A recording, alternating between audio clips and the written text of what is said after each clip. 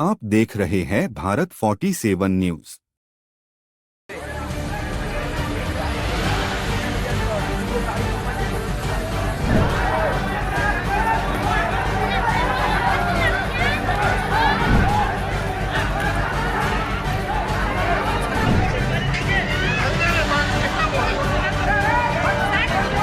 झारखंड के हजारीबाग जिले में शिवरात्रि के दिन झंडा और लाउडस्पीकर बांधने को लेकर दो समुदायों में झड़प हो गई थी।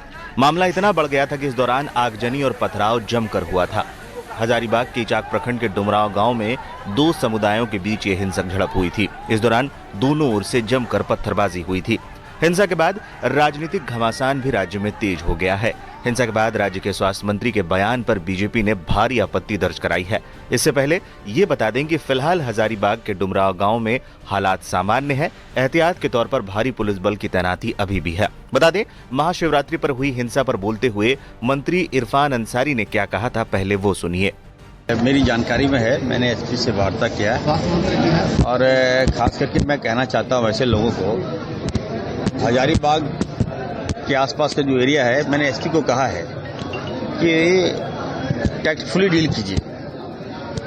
वहाँ पर असामाजिक तत्व जो हैं और आरएसएस मानसिकता के जो लोग हैं, कट्टर विचारधारा के जो लोग हैं, जो कट्टर सोच के जो लोग हैं, वो हमारे युवाओं को बर्बाद कर रहे हैं। युवाओं में नफरत का बीज घोल रहे हैं और जिसका साइड इफेक्ट है। अभी केस होगा, जेल जाएंगे, दोनों की ओर से जेल जाएंगे। लाभ भाजपा को मिलेगा, लेकिन जेल तो हमारे बच्चे जाएंगे। मैं बार बार बोल रहा हूँ, इस तरह की प्रवृत्ति नहीं होनी चाहिए और हमारे सरकार में तो कभी नहीं होगा। जो लोग कानून हाथ में लिए हैं वो बचेंगे नहीं और बख्शेंगे भी नहीं। हम याद रखिएगा, आप जबरन आप कहिएगा किसी का गाँव में जाके बोलिएगा कि नहीं हम माइक लगाएंगे, ये कौन सा तरीका है भाई? स्वेच्छा से बोलिए ना। आप बोले मस्जिद में लगा देंगे माइक और ऊपर से केस भी इन्हीं लोग पर कर दीजिएगा, ये कौन सा तरीका है? वहाँ के सांसद क्या कर रहे हैं? वहाँ के विधायक क्या कर रहा है? आपके दबाव में कानून नहीं चलता ना। संजय सेठ गलत बांग्लादेशी मुसलमानों के द्वारा सब घटना घट रही नहीं, जानबूझ के बताए, मतलब वहाँ के मुसलमानों को ये लोग कमजोर समझ लिया है। ऐसा नहीं होना चाहिए ना। मुसलमान गरीब हो सकता है, लेकिन आप उस पर जबरन आप दबाव डाल के गलत कराइएगा। ऊपर से पीटिएगा, मारिएगा, घर जला दिया, दुकान जला दिया, ये हक किसने दे दिया उसको? क्या सोचे, कोई बोलने वाला नहीं है क्या? हम लोग भी जाएंगे, जांच करेंगे, हम लोग देखेंगे, जो गलती किया उस पर कार्रवाई करेंगे। इरफान अंसारी के बयान पर बीजेपी ने राज्य की हेमंत सोरेन सरकार पर निशाना साधा है। रांची सांसद संजय सेठ ने मीडिया से बात करते हुए कहा, ये लोग देश को तोड़ने की बात करते हैं, हम तो सबको साथ लेके चलने वाले लोग हैं।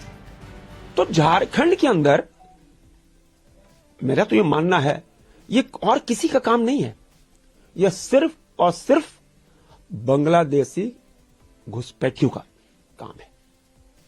तनाव कराओ।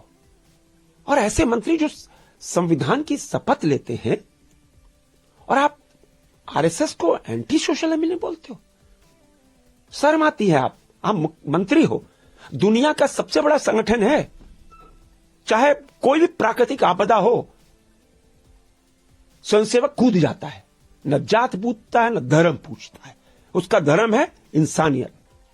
और वो हमेशा प्राकृतिक आपदा हो, कोई दिक्कत हो, संघ के स्वयंसेवक कूद जाते हैं। आप उसको असत्य बोलते हो। देखो इरफान अंसारी जी, एक तो आप मंत्री हो और लोकतंत्र लोक लाज से चलता है, और आपको जो दोषी है, मैं कह रहा हूं, दोषियों को खिलाफ कार्रवाई करो। अभी कैसे हैं गांव के हालात? गांव में विवाद के बाद से ही भारी पुलिसकर्मी तैनात कर दिए गए हैं। पूरे गांव में मानो जैसे सन्नाटा पसरा है। पुलिस का कहना है कि शांति वार्ता जारी है और जल्द ही हालात सामान्य हो जाएंगे। सिचुएशन बिल्कुल नॉर्मल है और अंडर कंट्रोल है जी। शांति बनी हुई है, अभी कोई दिक्कत नहीं है। क्या आपकी जो यहाँ के जो जिम्मेदार लोग हैं दोनों पक्षों से, उनसे बातचीत हुई है? आज हमने पीस मीटिंग रखी है, पीस कमेटी की मीटिंग रखी है। आज आराम से बातचीत हो जाएगी। बाकी फोर्स का डिप्लॉयमेंट भी सफिशिएंट है अभी। Thank you. मैम, कार्रवाई की अगर बात करें तो क्या एक्शन लिया गया? अभी कितने एफआईआर हुए हैं? इस पे एफआईआर ऑलरेडी हो चुका है और जो अभी कार्रवाई होगी वो आपको आगे बता दी जाएगी। कैसे शुरू हुआ था विवाद? पुलिस सूत्रों से मिली जानकारी के अनुसार बुधवार की सुबह 8 बजे लाउडस्पीकर लगाने को लेकर दो पक्ष आमने सामने आ गए। उस समय विवाद को सुलझाने के लिए थाना प्रभारी संतोष कुमार घटनास्थल पर ही थे। थाना प्रभारी संतोष कुमार के साथ पंचायत प्रतिनिधि और दोनों पक्ष के दर्जनों लोग मौजूद थे। दोनों पक्षों को सुनने के बाद पुलिस अधिकारी के सामने ग्रामीणों के बीच सहमति बनी कि शिवरात्रि को देखते हुए 2 दिन के बाद चोंगा खोल दिया जाएगा।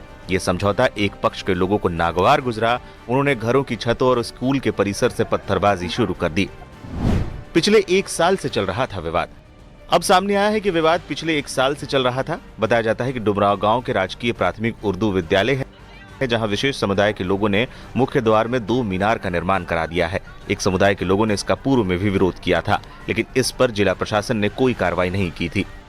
मामले को लेकर स्थिति हमेशा तनावपूर्ण देखने को मिल रही थी। लगातार प्रशासन से मामले को सुलझाने की अपील करने के बाद भी इस पर कोई कार्रवाई नहीं हुई थी, जिसको लेकर अब प्रशासन पर भी सवाल उठ रहे हैं। बिल्कुल बहुत ही दुर्भाग्यपूर्ण घटना है। हमारे यहाँ इचाक में बरकट्टा विधानसभा जो पड़ता है, हजारीबाग के जस्ट बगल में है, और वहाँ पे कल सुबह जो लाउड स्पीकर लगाया जा रहा था शिवरात्रि को लेकर के, तो विशेष समुदाय के द्वारा वहाँ पे पथराव किया गया, वहाँ पे प्रशासन पे पथराव किया गया, रोड़े चलाए गए, आगजनी किया गया, वहाँ पे टेम्पो जला दिया गया, बाइक जला दिया गया। और यहाँ के माननीय मंत्री जो इरफान अंसारी जी हैं, ये सीधा आरोप आरएसएस पर, बीजेपी पे लगाते हैं। यहाँ पे सीधे किसी विशेष समुदाय को ये प्रोटेक्शन देने का काम करते हैं। आपका काम है जस्टिस करना, सरकार चलाना, सभी जनता का समान रूप से ध्यान रखना, ना कि विशेष समुदाय के लिए आप मंत्री बने हुए हैं। और ये यहाँ पे बैठे बैठे और भी वहाँ पे उपद्रवियों को भड़काने का काम कर रहे हैं। वहाँ पे जो भवन है बने हुए, उनमें जाके जांच करने की आवश्यकता है। वहाँ पे बाहरी घुसपैठी आके रुके हुए, शरणार्थी के रूप में रुके हुए हैं। और वहाँ पे इचाक में एक दामाद मोहल्ला करके नाम उसको दिया गया है, जहाँ पे लोग आते जाते, किसी को पता भी नहीं चलता ये व्यक्ति कौन है, कहाँ के रहने वाले हैं। इरफान हो, हफीजुल हो, आपने देखा पिछले दिनों किस प्रकार से कुंभ की घटना को लेकर के इन्होंने दिग्भ्रमित करने की कोशिश की। तो समाज को हर हमेशा वो दिग्भ्रमित करते हैं, इसलिए उनसे हम सब से मिलकर हजारीबाग का जिक्र किया कि सर आप राज्यपाल से मिले थे, चिंता जताई है क्या राज्यपाल के साथ? हजारीबाग में जो घटना हुई है, अरे भैया हम कहाँ बताया जा रहा है? सरकार उनके पास है भाई, उनको जांच करानी चाहिए। घटना क्या होता है, नहीं होता है, कैसे होता है, सरकार उनके पास है, मंत्री वो है। और इस प्रकार की जुबानी वो हरकत उनको नहीं करनी चाहिए।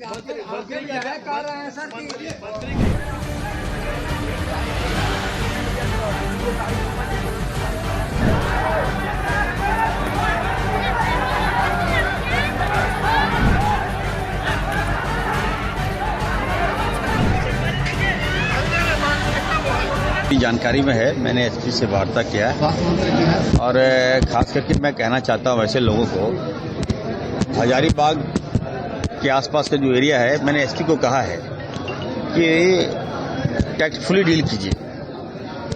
वहाँ पर असामाजिक तत्व जो हैं और आरएसएस मानसिकता के जो लोग हैं, कट्टर विचारधारा के जो लोग हैं, जो कट्टर सोच के जो लोग हैं, वो हमारे युवाओं को बर्बाद कर रहे हैं, युवाओं में नफरत का बीज घोल रहे हैं, और जिसका साइड इफेक्ट है अभी केस होगा, जेल जाएंगे, दोनों की ओर से जेल जाएंगे। लाभ भाजपा को मिलेगा, लेकिन जेल तो हमारे बच्चे जाएंगे। मैं बार बार बोल रहा हूँ, इस तरह की प्रवृत्ति नहीं होनी चाहिए, और हमारे सरकार में तो कभी नहीं होगा। जो लोग कानून हाथ में लिए हैं वो बचेंगे नहीं, और बख्शेंगे भी नहीं हम, याद रखिएगा।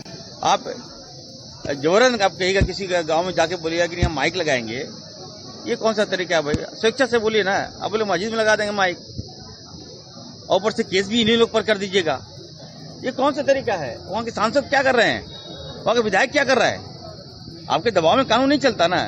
संजय सेठ गलत बांग्लादेशी मुसलमानों के द्वारा सब घटना घट रही है। नहीं, जानबूझ के बताए, मतलब वहाँ के मुसलमानों को ये लोग कमजोर समझ लिया है। ऐसा नहीं होना चाहिए ना।